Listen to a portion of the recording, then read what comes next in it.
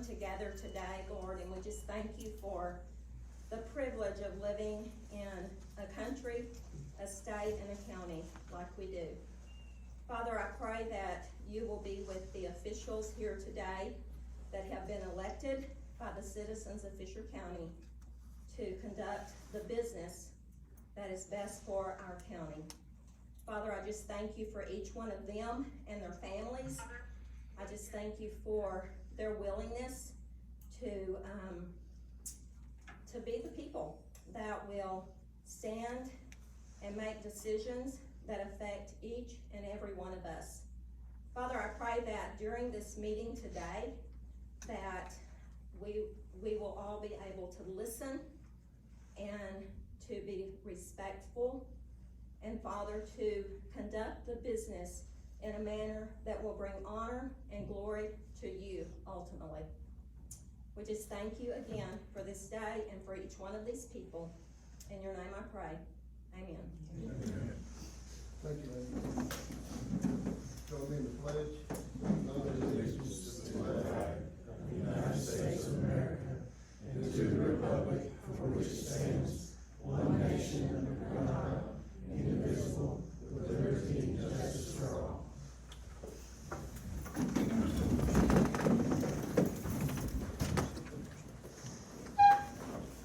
Any public comment this morning? Is that open forum? Is that what that is? I would like to speak if I can.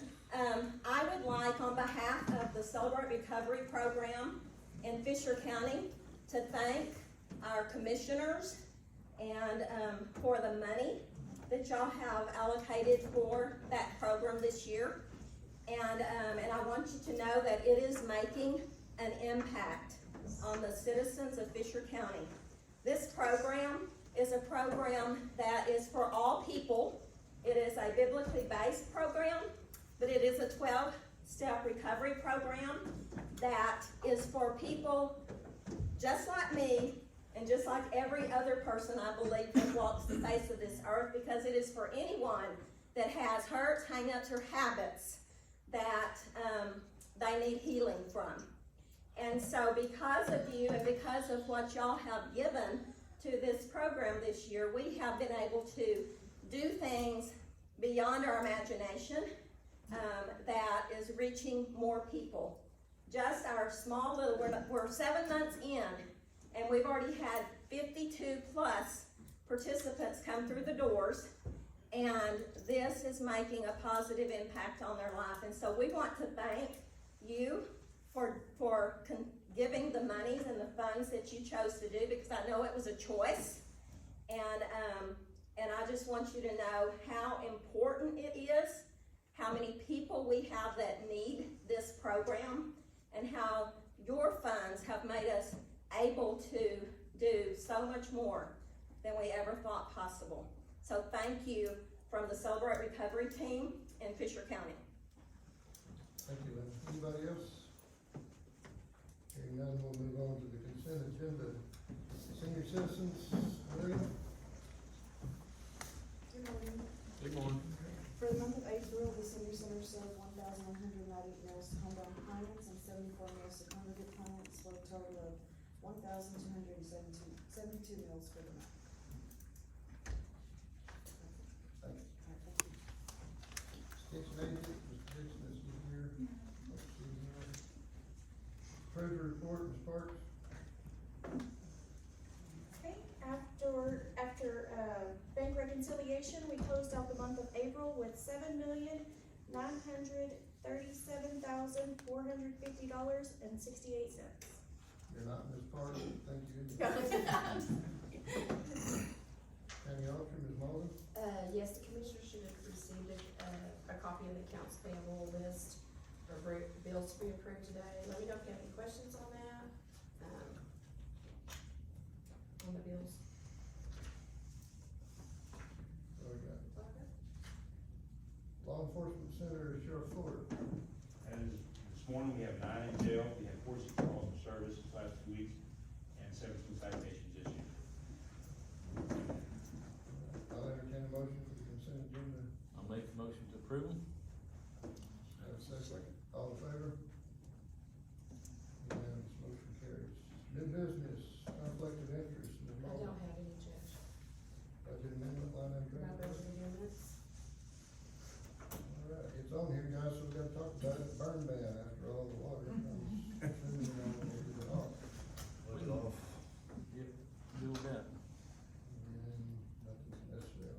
Special revenue, Ms. Moore. Yes, I do have one, Judge. I am certifying the receipt of $3,725 from Caliber Energy Services for County Road 151 and 154 for pipeline income. It's a pleasure of the court. I'll make the motion to approve it. Second. Have a second, all in favor? Unanimous, pass, motion carries. All right, item number 6, approve bids for HVAC replacement for courthouse, Ms. Mobley. Yes, if y'all remember last month, we had 3 bids for the AC, replacing our AC, which are 20 years old. And, the only one left that qualifies, the other rest didn't fill out all the requirements, is Bajer. And Mr. Lomax is here to answer any questions that y'all have on that. You have the floor, sir. Yeah, just, you can stand right there if you want. Okay, yeah, just answer any questions. Anywhere you want to stand. What's the SEER rating on these units? Sure, rating on these are gonna be the 14.3, the base DOE requirements. Is that pretty much the minimum of the state required now? Yes, that's the new SEER 2. So these are the only ones that did it legally then, or within our bid process, huh? Yes. I noticed this one showed a 15 SEER and one showed a 16 SEER, and higher SEER rating you get is the more efficient it is. It is, and there's some discrepancies in that with the new SEER 2, ratings that just came into play. It may have rated a 15 or a 16 in the past, and I'm not straight SEER, but the SEER 2 numbers are typically slightly lower. And that's because when they rate the systems, they rate them with ductwork attached, which is a new, but previously they did not have ductwork attached, so they account for the static pressure. So there's still some folks still use the SEER rating, some are going with SEER 2, but we're trying to do, the current DOE requirements. So that may be why you're seeing 15 and 16 SEER. So it shows like difference between a 14 SEER and 16 SEER, like 13% energy difference in them. We can certainly, look at those options if you're interested in doing that. I just wasn't asked to do so. But yes, it is available. And also see on this, or on the zoning system, it shows that there's needing 2 additional thermostats and a control panel just for our auditor's office. Why do we need 3 No, it's not, thermostats? it's not just for the auditor's office. The JP's office does not have a thermostat control in her office at all. She's got 3 or 4 rooms in there. She has no control, and neither does the DPS. That's in one of my offices in there. So we're trying to help them have some control over heating and cooling, because either engine will burn up or, vice versa. That's what that's about. Okay, that's what it says for auditor's office. It's Well, what the it says. thermostat is in one of our offices, but it controls the DPS and it controls the JP's office. So no, it's not for comfort of our office, it's because they have no way to control their AC in theirs. That's what that's about. And that was just me not knowing how to label it, just not being super. Yeah, clear. because that thermostat is in our office, but it controls all that hallway on the left down there. So they'd be putting more thermostats in their office then, so they can control it, is that right? Yes, sir, it'll still be one system, but it'll have electronic action zone dampers, so that they'll have individualized control of those spaces. So y'all, gonna go, the SEER ratings go up to 25 or something like that? They do go out there, and typically, in residential applications, we do that. It can be done in this environment, but you probably never been double the price when you start getting above, 18, 20 SEER. But I would be glad to quote anything you guys would like to see. What type of longevity are we looking at with the system here? Well, and that's kind of a loaded question. They've got this particular brand has a 5-year warranty, which is unusual in commercial. Most of the time you get 1 year, so that's an advantage to that. But I'd say average commercial use, probably 12-year range, 12 to 15 years. Just depends how much they run and how well they're taken care of. It's just like a vehicle.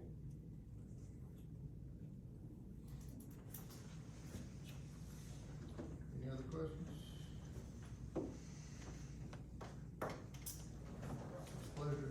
What was that total bid on that one? 'Cause I don't have it. It was 119,730.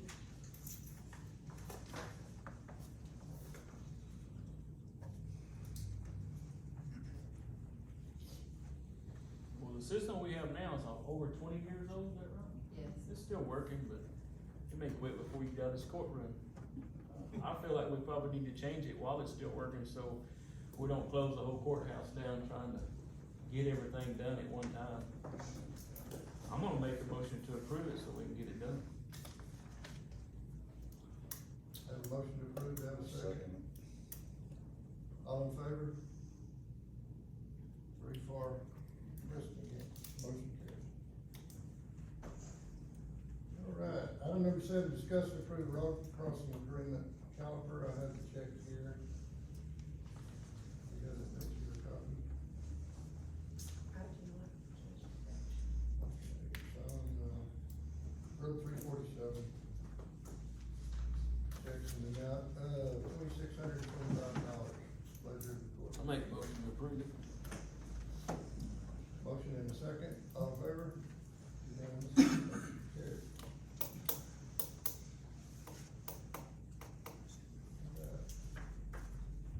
Outside auditor.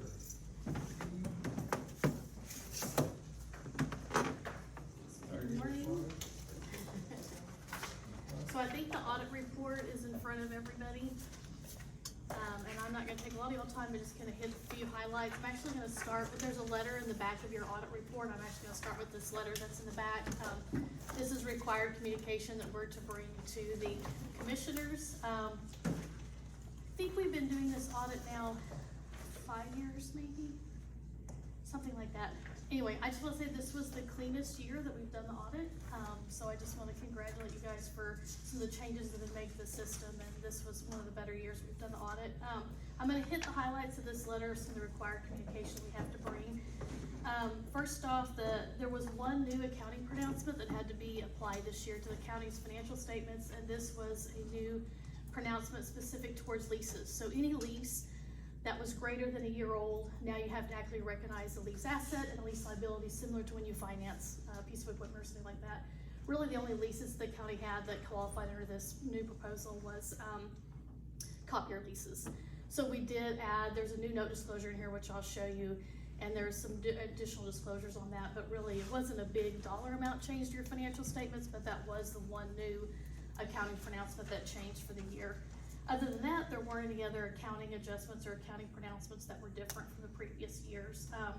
There are accounting estimates in your financial statements. The largest estimates that we talk about every year is the pension liability and the pension asset from TCDRS, along with the other pension employee benefit liabilities that are in here, and we'll talk about those. We did not have any difficulties performing the audit this year. We did make some audit adjustments, and so we will make sure that those are in your system going forward. We didn't have any disagreements with management, and we really don't have any findings to bring to you guys this year, so that's really positive. I'm gonna hit a few things on the audit report itself and answer any questions you might have. Obviously, these financial statements are as of September 30, 2022. And so start with the audit report letter on page 1 of the audit report.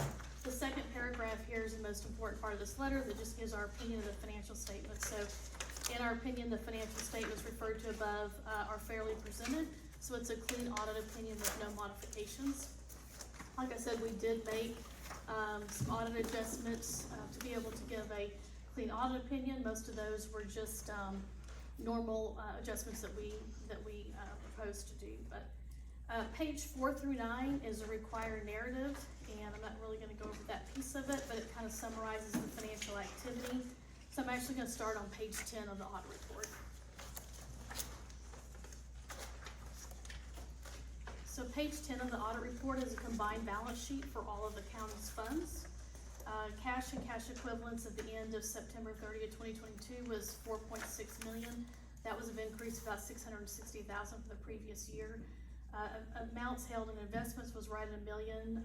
Other than just interest income, there wasn't a whole lot of change in that. And then you'll see in the total assets, there's a net pension asset this year of $1,023,000. Last year you had a net pension liability of $35,000. This liability asset is, recorded as of 12/31/2021 is when TCDRS does their actuary study. Calendar year 2021 investments did very well, which is why you have a net asset and not a liability. We all know in 2022, investments have not done well, so I expect next year that will be back to a liability. But as of September 30, 2022, the county actually has a net pension asset of right up $1 million. Down the liability section, total debt carried by the county at the end of 2022 was about $5.1 million, and that was a decrease of about $412,000 from the previous year. And then under that another heading that says deferred inflows of resources, you'll see the unearned grant income of $506,000. Those are the ARPA funds that were received that hadn't been spent at the end of the year. So you only recognize those in income as they're being spent. So that's one of the odd adjustments we made to recognize that as unearned grant revenue. And then the unrestricted net position there at the bottom of the report was $4.2 million, which is an increase of about $600,000 from the previous year. If you'll turn over to page 12.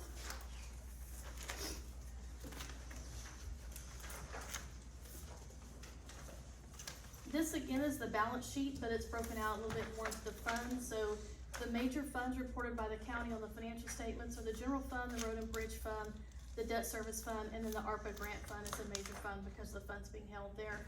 And then that next to the last column says non-major governmental funds. That's a grouping of the rest of the non-major funds, and the detail for that's in the back of the audit report. So in your general fund, cash was about $2,772,000 at the end of the year, which was an increase of $488,000. Road and bridge had $741,000, which increased to $144,000. Debt service fund had about the same amount of cash from year to year. It was enough to cover the required, trying to think the word, that your debt covenant says you have to keep so much cash on hand for your debt service, and that was plenty there. And then in the ARPA fund, you have $519,000 at the end of the year. Down the liability section, some of the liabilities increased from year to year just based on timing of the payments, the invoices there. But there was not any big changes in the liabilities overall. And then in the net fund balance position at the bottom, in your general fund, you have $3.8 million of fund balance, which is an increase of $523,000 from the previous year. So overall, it was a healthy year for the county's finances. On page 14, this is the statements of revenue, expenditures, and changes in fund balance, again for the major funds, and then the grouping for all the non-major funds. So you'll see the property taxes here in the general fund was not quite $3.2 million. That was actually a decrease, just a little bit of $20,000. And road and bridge fund, $961,000, which was an increase about $18,000. And you'll see in the ARPA grant fund, the revenue for the year was $237,000, and that agreed to the expenses that were spent as of September 30th, 2022. In the general fund, you'll see the positive change in fund balance of $522,000. In the road and bridge, we had a positive change in fund balance of $131,000, and the debt service had a little bit of a positive change in fund balance. Okay, so I'm going to point out just a couple of notes. On page 25,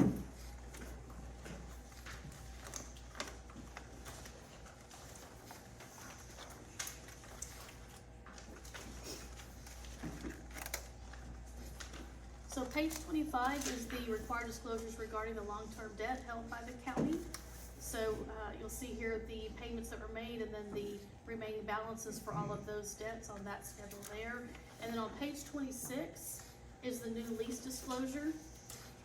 So we had 3 leases at the end of 2022, and the net liability for those copier and mail machine leases was a net liability of $42,000. We did restate the beginning fund balance, but it was a very small. I think like $1,800 was the beginning fund balance restatement for that new disclosure for the lease assets and lease liabilities. And then beginning on page 26 through, let's see, several pages here is all the required disclosures for the TCDRS retirement plan. On page 31,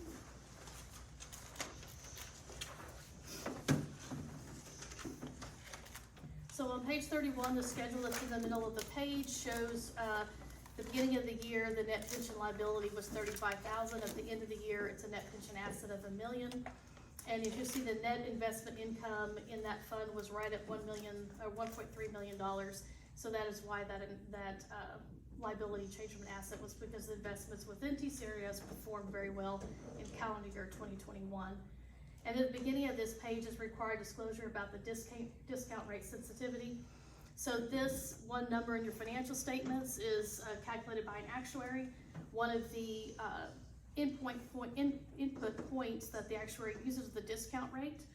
That changes your liability dramatically if they change that. So at the end of year, if they use 7.6% for 2022, and that's been the same for several years. If they would have increased it, you would have had an asset of $1.6 million. If they would have decreased it 1 percentage point, it would have been an asset of $341,000.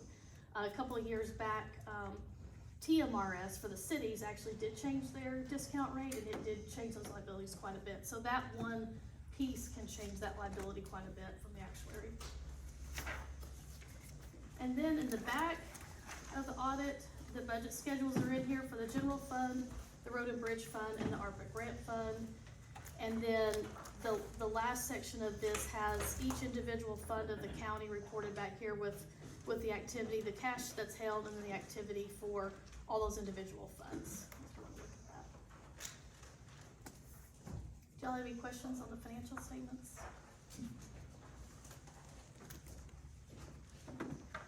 Any questions for me? Thanks, Steve. Thanks.